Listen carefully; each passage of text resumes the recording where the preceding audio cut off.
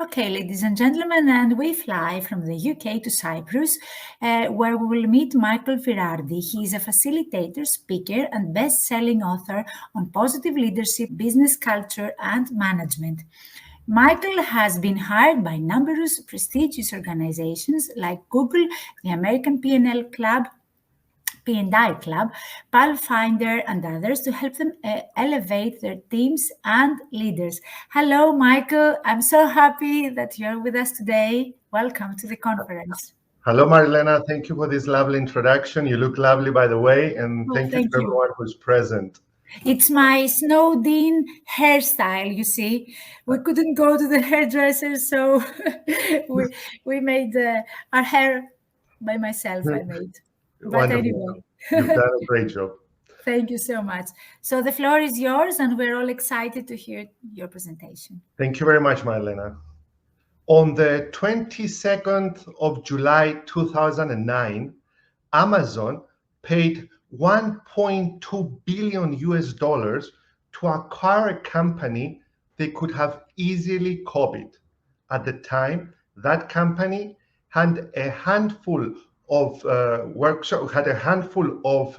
factories around, warehouses around the US. It had less than 300 employees, and they had no exclusive representation for the products they were selling.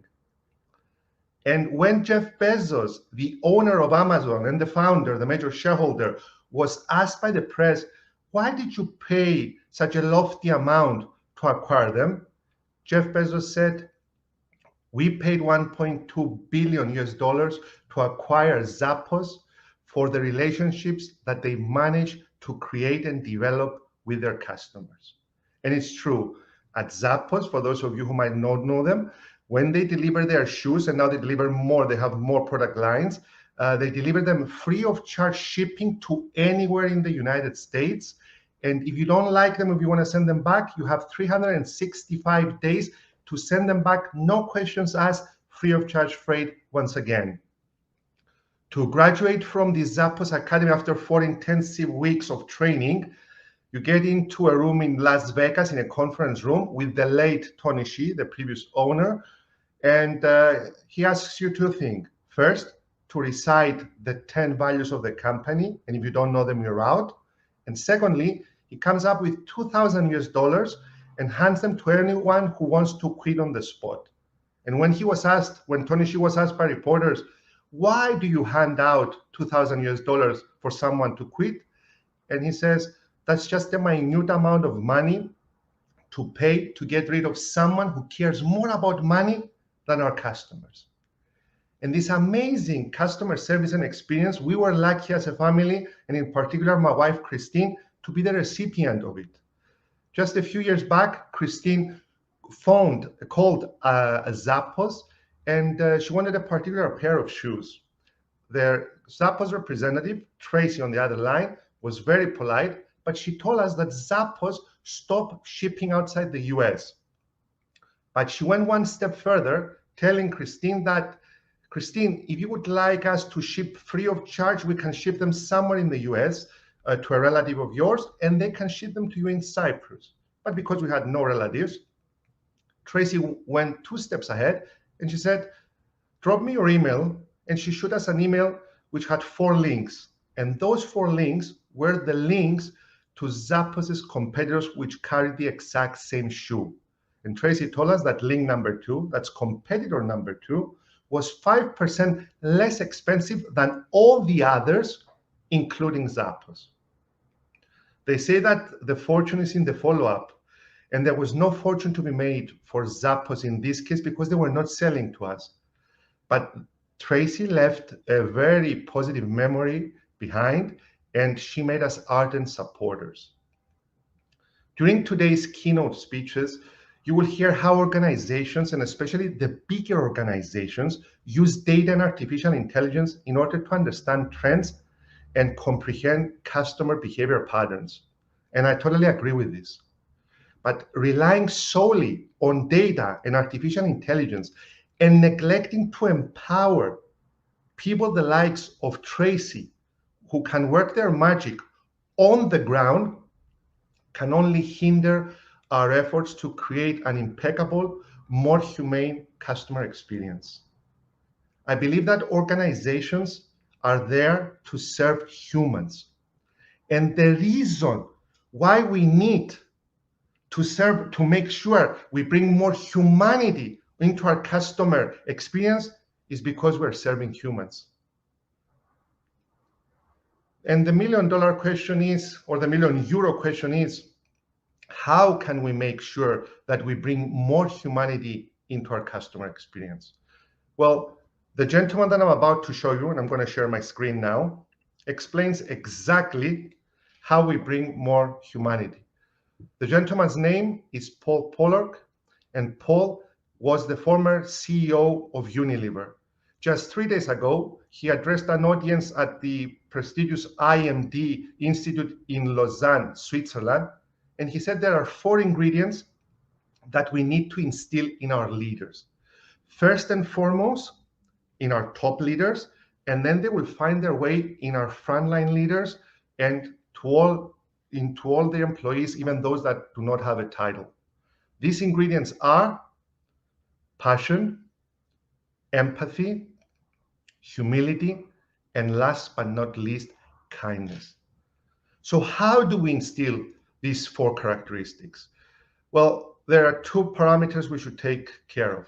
First, we need to create an environment where our people can thrive, and I'm talking about the company culture, which is what I'm analyzing in 1 minute from now. And secondly, we need to empower our employees to take the necessary actions. And by empowering, we engage our employees. And according to research, we can see that companies that have empowered employees have more engaged employees, and companies that have more engaged employees, over 50%, retain over 80% of their customers, and they are 21% more profitable. So when I say company culture, what do I mean? I'm sure you all know on this conference call, but let me define it succinctly. It's the way we do things around here. And when my team and I go into organizations to help them with their company culture, we look at 3 main parameters. First, if there is psychological safety, which means that I'm comfortable to voice my concerns or to speak up and be listened to make mistakes, to err and not be punished. Secondly, we talk about the 2 big C's. C for communication, because everyone communicates, but very few people connect. In organizations that have a unique culture, people communicate and connect within departments and across departments. And C for collaboration. As the African proverb says, if you want to go fast, go alone, but if you want to go far, go with others. So when these 2 C's meet together, they create a holistic circle, the circle of trust. The last parameter we look at is if these organizations treat employees better than they treat their customers. And it is no coincidence that a book has been written a decade ago by Vignette Nawar titled Employees First, Customers Second. Vignette was the CEO of HCL Technologies, which is IT service, which is in the IT service market. And in 2005, when he took over, they were struggling. And by 2010, they were amongst the best in their field. And they are currently turning over $9.5 billion. So my premise is that there is no organization that can be stronger than its weakest department, and there is no department that can be more formidable than its weakest link. So by trusting, by training, and by empowering the individual, we help the departments become more formidable, and we create a unique culture where people are empowered. So let me go on to empowerment. And I have to say that I can talk for the whole day about empowerment, but I'm going to stick to only 3 ways we can empower our people because of time constraints.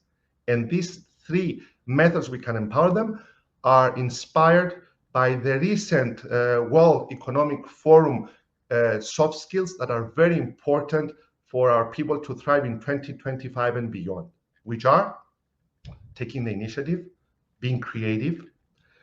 The best example of leading is leading by example leadership, as well as influence. but also being flexible and resilient in the process. And because we're going through a pandemic, there is stress, so we have to have stress tolerance as well in a very highly productive and technologically advanced world. So let's take each and every one of these three pillars. I will bring a positive example and a non-so-positive example to explain them. Pillar number one is the exception powers the rule. The positive example comes from LinkedIn, and it comes from their 10% Tuesdays.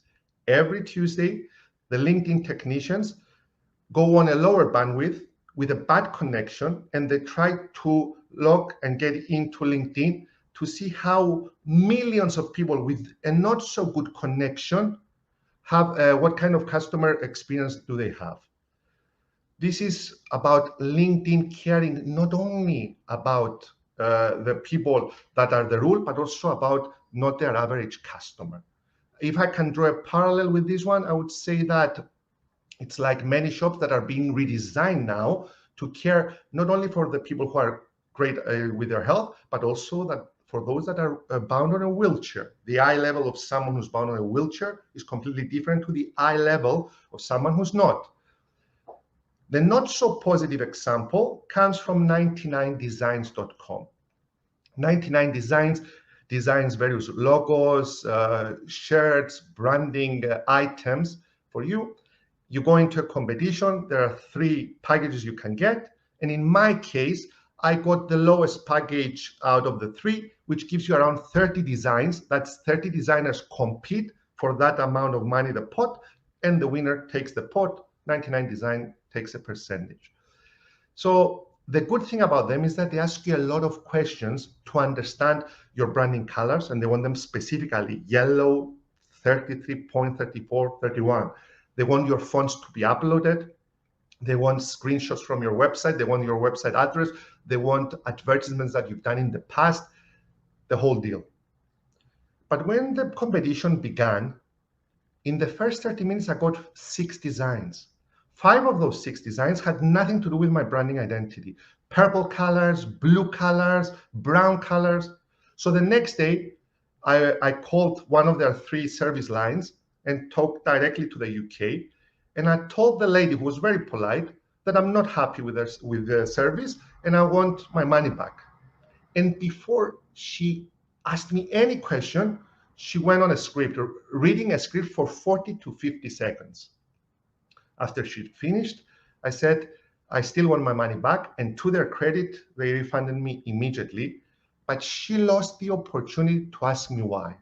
Not only would I have told her that I'm not happy because people rushed, but also I would have told her a suggestion, which was to draw an invisible line into the sand and do not allow any designers for at least 3 hours to send their design, so as to make most of them go through the answers that I've given and be as close as possible to my branding identity. So it's the exception that can rewrite the script, that can rewrite the rule. And we need to empower people to be able to do so. Secondly, humans first, policies second. And there is no other company that I can think when it comes to humans first, other than the Ritz-Carlton hotel chain. I'm sure many of you know them. They have an immaculate customer service, great customer experience. They are the ones who have the slogan, "We're ladies and gentlemen, serving ladies and gentlemen." And the example comes from a Russian lady.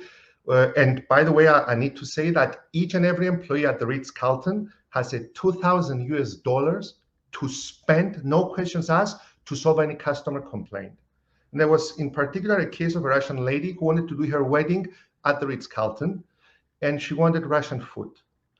The chef cooked a sample of the food and she didn't like it at all. So the chef used his $2,000, flew to Russia, met with the bride's grandmother. They went over the recipes, they went over the ingredients. He came back, he cooked a delicious menu.